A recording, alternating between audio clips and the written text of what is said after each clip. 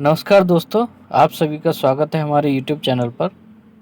आज हमारी ये दूसरी वीडियो है हिमालय और पहाड़ियों से संबंधित। पहली वीडियो में हमने हिमालय के बारे में कैसे उसकी उत्पत्ति हुई, उसका विभाजन और उससे बहुत सी चीज़ें उसके संबंधित चीज़ों को हमने देखा था विद मैप के ज़रिए। आज हम उसके अगला टॉपिक उसी में हिमालय और पहाड़ियों में दूसरा जो बचा हुआ टॉपिक है उसी से संबंधित इस वीडियो में बात करेंगे। अगर आपने वह वीडियो नहीं देखा है तो पहले उस वीडियो को देख लीजिए, उसके बाद इसको देखिए। और अगर आप हमारे चैनल पर आए हैं तो लाइक करिए, सब्सक्राइब करिए और शेयर करिए। तो चलिए शुरू करते हैं। हमने ये ज्योग्राफी ऑफ इंडिया के अंतर्गत हिमालय के कुछ क्षेत्रों को देख लिया था। हमने इन सब चीज़ों को देख लिया है। अगर आप इस पीडीएफ को लेना चाहते हैं तो हमारे Telegram channel let's connect with me पर आप सर्च करेंगे, उस पर ये पीडीएफ जो है आपको उपलब्ध करा दी जाएगी। इसमें हमने सब कुछ देखा था। ये बृहद हिमालय, इसको भी हमने देखा था, लघु हिमालय, और आप उस वीडियो को अच्छे से देख सकते हैं। उसमें इन सब चीज़ों को हमने बात किया था कि क्या एमसीटी है, एमबीटी क्या है, एचएफटी क्या है और ये एसटीडीएस।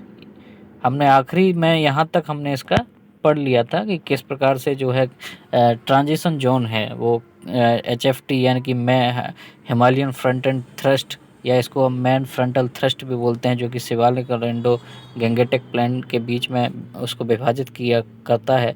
और full MBT man boundary thrust जो है वो शिवालिक रेंज और लघु हिमालय के बीच में उन दोनों को विभाजित करता है।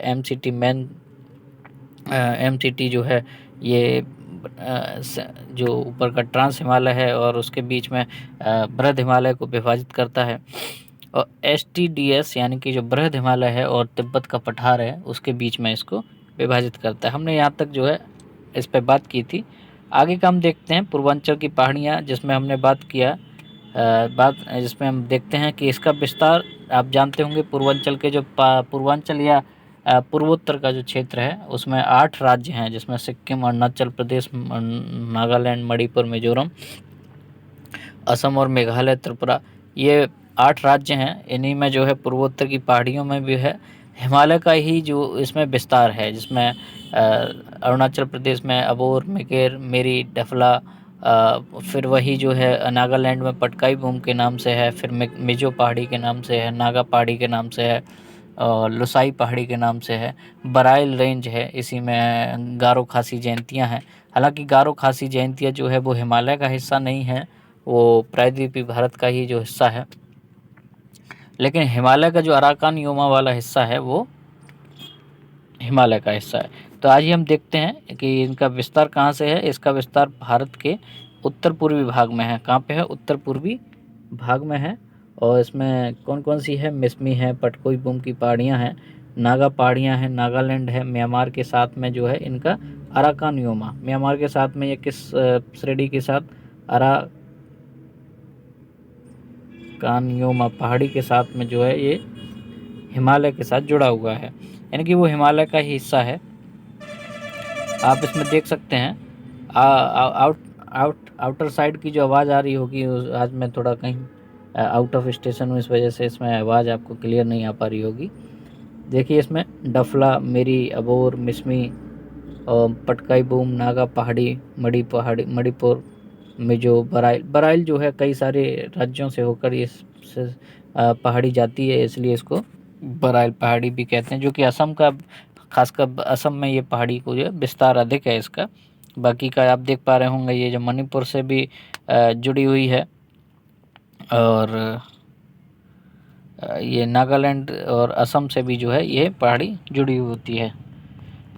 इसमें भी देख लीजिए आप, इसमें भी जो है मेकर हिल्स है, डाफला हिल्स है, मेरी, अबोर, मिसमी, डाम्फा बुम, पटकाई बुम, इसमें भी जो है बहुत सारी पहाड़ियाँ हैं। इनके बारे में विस्तार से जानेंगे आगे। हमने इसके विस्तार से इस वीडियो में, इसी पीडीएफ में जो है बताया है। आपने सुना होगा कि जो हिमालय का विभाजन हुआ है नदियों के आधार पे, एक सिडनी बुराड नाम के व्यक्ति थे। उन्होंने हिमालय को तीन प्रमुख है, तीन नहीं है यहाँ पे, ये गलत लिखा है। इसमें जो है 4 प्रमुख हिस्सों में जो है उन्होंने विभाजित किया था। पहला है कश्मीर हिमालय, दूसरा है ये कुमाऊँ हिमालय, फिर नेपाल हिमालय और चौथा है असम हिमालय। यहाँ पे 4 कर लीजिए। देखते हैं हम। पहला है पंजाब हिमालय। पंजाब से भी पहले उन्होंने कश्मीर हिमालय को भी विभाजित किया था। उसमें सिंधु नदी और सतलज नदी के आधार पर उसको जो है कश्मीर हिमालय, फिर कुमाऊं हिमालय, नेपाल हिमालय और असम हिमालय। ये पंजाब हिमालय नहीं होगा, यहाँ पे एक कश्मीर हिमालय होगा।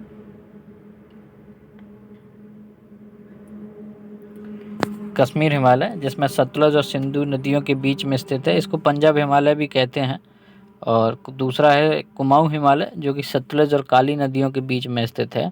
नेपाल हिमालय काली और तीस्ता नदियों के बीच में स्थित है, यह सबसे ऊंचा और चौड़ा भाग है। और चौथा है असम हिमालय जो कि तीस्ता ब्रह्मपुत्र नदियों के बीच में स्थित है। ये तो सिडनी ब्राड ने जो है नदियों के आधार पर, लेकिन भारत के एक वैज्ञानिक थे एसपी चटर्जी, उन्होंने 1973 में भारत के जो हिमालय है उसको 5 भागों में विभाजित किया नदियों के आधार पे। किसने किया है? एसपी चटर्जी ने। एसपी चटर्जी ने 1973 में 5 आधार पे किया था, जिसमें पहला है कश्मीर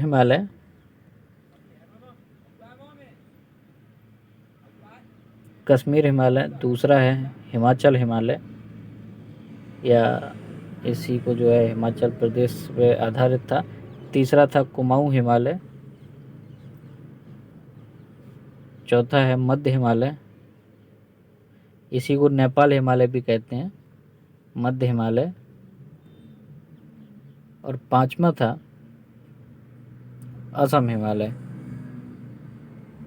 तो एसपी चटर्जी ने जो भी है भारत में 5 आधार पर जो है विभाजित किया है, कश्मीर हिमालय, हिमाचल हिमालय, कुमाऊं हिमालय, मध्य हिमालय और असम हिमालय। तो आगे देखते हैं, आप देख पा रहे होंगे इसमें ये जो पहला है इसको पंजाब हिमालय, जो कि सिडनी ब्राड ने इसको पंजाब हिमालय के आधार पर विभाजित किया है, जो कि इंडस रिवर यानी कि सिंधु नदी और सतलज रिवर के बीच में इस वाले हिस्से को पंजाब हिमालय। दूसरा है सतलज और काली रिवर के बीच में कुमाऊं हिमालय, और काली और तीस्ता रिवर के बीच में जो है नेपाल हिमालय है। और तीस्ता और दिहांग जो है अरुणाचल प्रदेश की जो सिंधु नदी है उसकी सहायक नदी है दिहांग, उनके बीच का जो विभाजन है उसको हम असम हिमालय के नाम से जानते हैं। आप इस मैप के आधार पर भी दे सकते हैं, इसमें पंजाब हिमालय का हिस्सा इतना है, कुमायूं का इतना है। आप इससे ये भी पता कर सकते हैं कि कौन अधिक चौड़ा वाला क्षेत्र है, तो असम हिमालय अत्यधिक चौड़ाई वाला क्षेत्र है। दूसरे नंबर पर नेपाल हिमालय कम चौड़ा वाला है, और सबसे कम चौड़ा जो है वो कुमायूं हिमालय है। आगे देखते हैं अरावली पर्वत। देखिए अभी तक हमने हिमालय को जो है, अब हमने हिमालय वाले क्षेत्र को अच्छे से विस्तार से पढ़ लिया है। अब हम प्रायद्वीपीय भारत में जो पहाड़ियाँ हैं, जैसा कि हमारा जो पीडीएफ है उसमें देखा है कि हिमालय और अन्य पहाड़ियाँ, तो हमने समग्र रूप से जितनी भी पहाड़ियाँ हैं और उसमें रेंज हैं उनको भी शामिल किया है। तो अरावली पर्वत जैसे कि आप जानते होंगे, अरावली पर्वत जो प्री कैम्ब्रियन समय से जब वो है बना हुआ है, प्री कैम्ब्रियन युग से पहले का पर्वत है अरावली पर्वत। हालांकि आज वो जो है अवशिष्ट पर्वत या रेसिडुअल्स पर्वत के रूप में जाना जाता है। ये जो कि सबसे ऊंचा, आज के माउंट एवरेस्ट से भी बहुत अधिक ऊंचा जो हिमालय जो पर्वत हुआ था वो अरावली पर्वत था। वो गुजरात के पालमपुर से लेके और दिल्ली के मजनू टीला, दिल्ली में एक है मजनू टीला, और गुजरात के पालमपुर से लेके दिल्ली के मजनू टीला तक विस्तार है। और जिसमें राजस्थान में माउंट आबू उसकी सबसे ऊंची चोटी है। इसमें थोड़ा देख लेते हैं, सबसे प्राचीन है और पर्वतमालाओं में से एक है। इसका निर्माण गोंडवाना महाद्वीप के विभाजन और भूगर्भीय गतिविधियों के आधार पर हुआ है, यानी कि बहुत पहले प्री कैम्ब्रियन युग से भी के आसपास का इसका वो है। और ये इसकी स्थिति कहाँ पर है? इसकी स्थिति वही राजस्थान, गुजरात और दिल्ली। तो ये हरियाणा, राजस्थान, गुजरात और दिल्ली तक ये फैला है। उसकी कुल लंबाई 692 किलोमीटर तक है। इसका सबसे ऊंचा जो चोटी है वो गुरु शिखर है, जो माउंट आबू जो है वो राजस्थान में, उसमें गुरु शिखर जो है इसकी सबसे ऊंची चोटी है। इसमें किस प्रकार की चट्टानें मिलती हैं? इसमें ग्रेनाइट प्रकार की चट्टानें हैं, जो कि सबसे प्राचीन चट्टान है, ग्नीस या सिस्ट, यानी कि ये पूरी तरीके से किस प्रकार की चट्टानें हैं? आग्नेय चट्टानें हैं, जिसमें ग्रेनाइट है, नीस है और सिस्ट चट्टानें हैं। ये आप देख पा रहे होंगे इस मैप में, ये गुजरात का हिस्सा है, राजस्थान है, और यही जो है हरियाणा और दिल्ली तक इसका विस्तार है। अगली जो श्रेणी है विंध्यन श्रेणी, आप इसमें देख पा रहे हैं विंध्यन रेंज जो लिखा है, ये वाला जो क्षेत्र है विंध्यन रेंज। पहले हम रेंज के बारे में बात करेंगे। रेंज क्या होता है? बहुत सारे पर्वतों का एक क्रम, उसको जो है पहाड़ी श्रृंखला कहा जाता है, वही विंध्यन रेंज। अभी हम इसको बात करेंगे। यही विंध्यन रेंज जो है उत्तर भारत और दक्षिण भारत को जो है विभाजित कर देती है। तो यही विंध्यन रेंज क्या है? यही पर्वतों का एक समूह है जिसमें पश्चिम से पूरब की ओर किसके जिसमें विंध्यन है, भांडेर है, भारनेर, पारसनाथ, राजमहल, यह श्रेणी जो है इसमें ये कुछ पहाड़ियाँ हैं। ये रेंज में, विंध्यन रेंज में ये पहाड़ियाँ हैं जिसमें विंध्यन है, विंध्य पठार है, और भांडेर है, भारनेर है, पारसनाथ है, राजमहल है। इस श्रेणी और मालवा पठार के दक्षिण, मालवा पठार भी हम जब अगली वीडियो जब लेके आएंगे इसमें पठार की, उसमें मालवा पठार को बताएंगे। फिर भी मैं विस्तार से आपको हल्का सा ब्रीफ में बता देता हूँ कि मालवा का पठार इस जगह पर है। इसके दक्षिण में जो है विंध्यन रेंज अवस्थित है। पठार मालवा पठार के दक्षिण के मध्य प्रदेश में विस्तृत है और उत्तर भारत दक्षिण भारत के बीच जल विभाजक का कार्य करती है। तो कौन सी जो है रेंज जो है जल विभाजक का कार्य करती है? बांधवगढ़ नेशनल पार्क भी यहीं स्थित है। दूसरा हम सतपुड़ा की बात करेंगे। सतपुड़ा जो कि उसी के दक्षिण में है, विंध्याचल के दक्षिण में है सतपुड़ा, और विंध्यन के नीचे जो दक्षिण में है नर्मदा नदी, और नर्मदा नदी के दक्षिण में जो है सतपुड़ा रेंज है। सतपुड़ा एक ब्लॉक पर्वत है। ब्लॉक पर्वत का मतलब ऐसा होता है जो भ्रंश घाटी से जो पर्वत बनते हैं उनको ब्लॉक पर्वत कहते हैं। यह नर्मदा घाटी और ताप्ती घाटी के मध्य विंध्यन श्रेणी के समानांतर है। देखिए, ये अगर विंध्यन श्रेणी है तो यहाँ पे ये नर्मदा घाटी है, फिर ये सतपुड़ा रेंज है, ये ताप्ती नदी है। इस तरीके से जो है ये विभाजित है। इसके पश्चिम से पूरब जाने पर इसमें सतपुड़ा में राजपीपला, महादेव, गाविलगढ़, मैकाल पहाड़ियाँ मौजूद हैं। मैकाल पहाड़ियों पे ही अमरकंटक श्रेणी सबसे ऊंची चोटी है मैकाल पहाड़ी की। महादेव पहाड़ी है, महादेव की धूपगढ़ जो है सबसे ऊंची चोटी है। गाविलगढ़ है, ये कुछ धूपगढ़ इसकी सबसे ऊंची चोटी है किसकी? सतपुड़ा की, जिसमें महादेव पहाड़ी पर। दूसरा है मैकाल श्रेणी, उसी में है। देखिए, इसी का लिखा है इसमें पश्चिम से पूरब जाने पर। पश्चिम से जब हम पूरब जा रहे हैं तो राजपीपला तो ये गुजरात के हिस्से में आता है, और ये वाला। फिर हम महादेव की पहाड़ी देखते हैं। फिर जो है गाविलगढ़ तो और दक्षिण में हो जाता है, वो और पूर्व में होता है, जो कि उड़ीसा के पास का है। मैकाल श्रेणी, अब मैकाल श्रेणी के बारे में देखेंगे। इसमें चोटी कौन सी है? अमरकंटक। तो इसकी सबसे ऊंची चोटी अमरकंटक है, जिससे नर्मदा, सोन और जोहिला तथा बेनगंगा नदी का उद्गम होता है। यह श्रेणी सतपुड़ा का ही पूर्वी भाग है, जिसमें जो है एक नेशनल पार्क है, कान्हा नेशनल पार्क मैकाल श्रेणी में ही स्थित है। हालांकि मैं आपको बता दूं, कान्हा नेशनल पार्क भी है, और एक अचान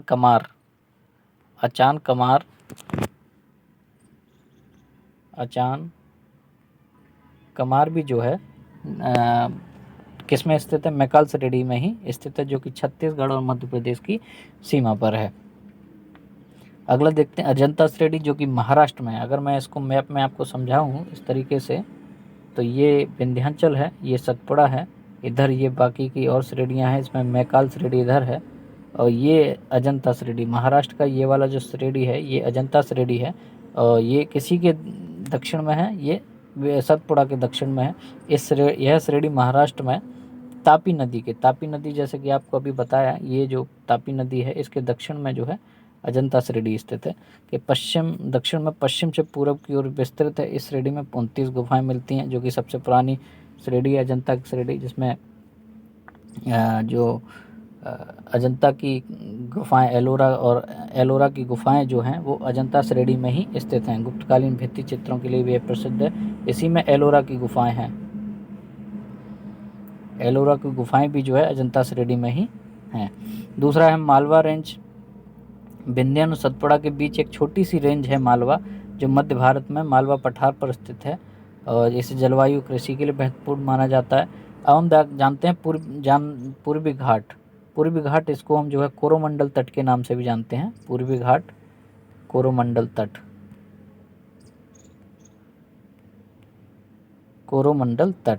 मैं आपको थोड़ा पूर्वी घाट के बारे में बता देता हूँ हल्का सा।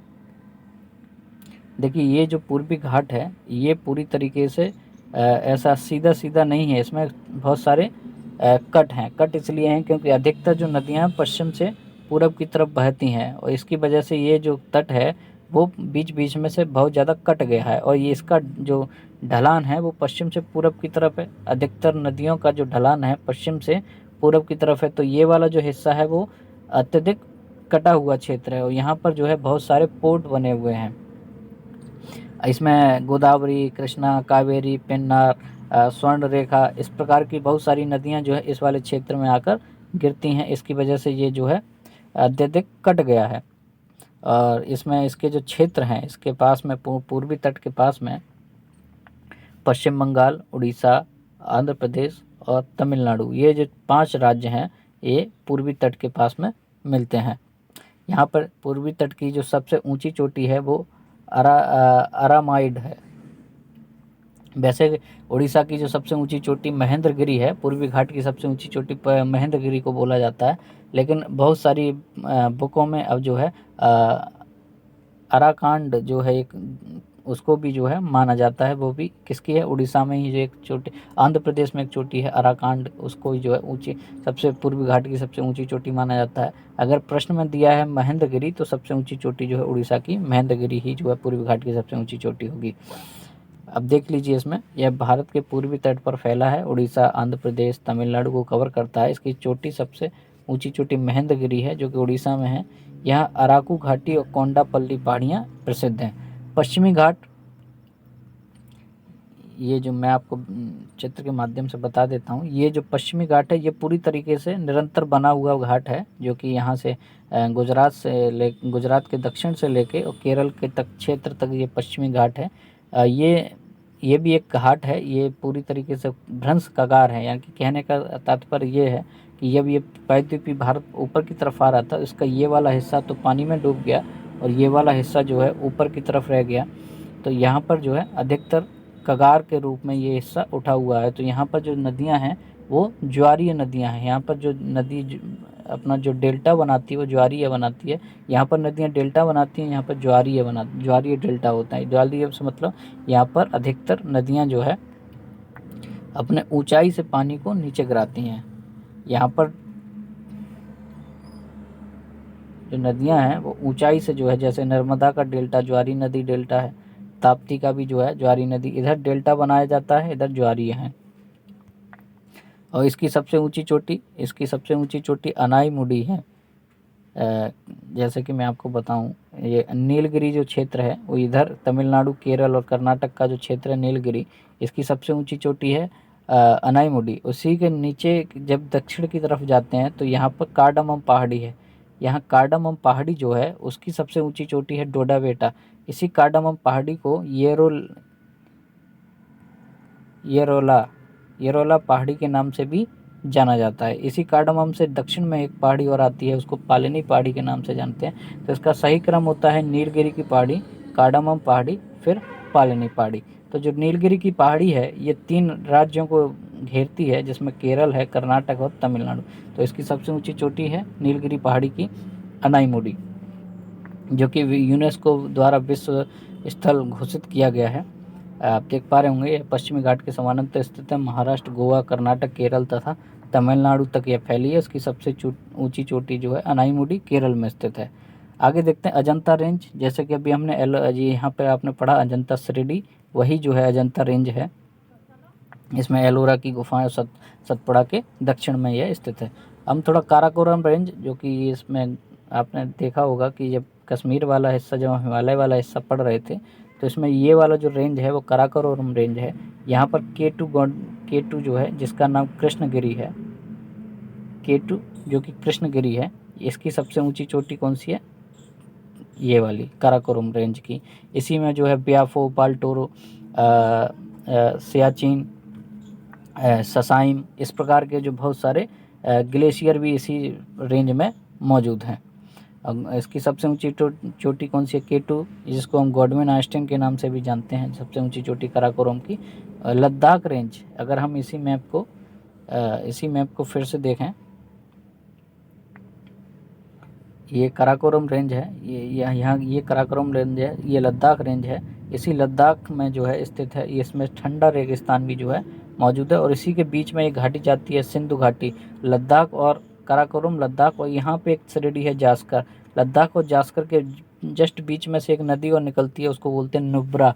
यहाँ पर नुब्रा घाटी है, यहीं नुब्रा घाटी से होके जो हमारे सैनिक जो है सियाचिन वाले एरिया में जाते हैं। किस घाटी से होके? नुब्रा घाटी से, जो किसके बीच में? लद्दाख और जास्कर श्रेणी के बीच में जो है नुब्रा घाटी है। हिमालय का हिस्सा है, यहाँ ट्रैकिंग और पर्वतारोहण के लिए भी ये प्रसिद्ध है।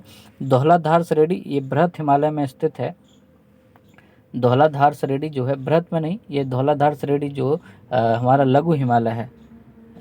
इस तरीके से हम मैप को देखते हैं, हिमालय का हिस्सा है। तो ये काराकोरम, ये लद्दाख, इधर जास्कर, ये इतना ट्रांस हिमालय में है, और ये इतना वाला हिस्सा जो है ये लघु बृहद हिमालय में।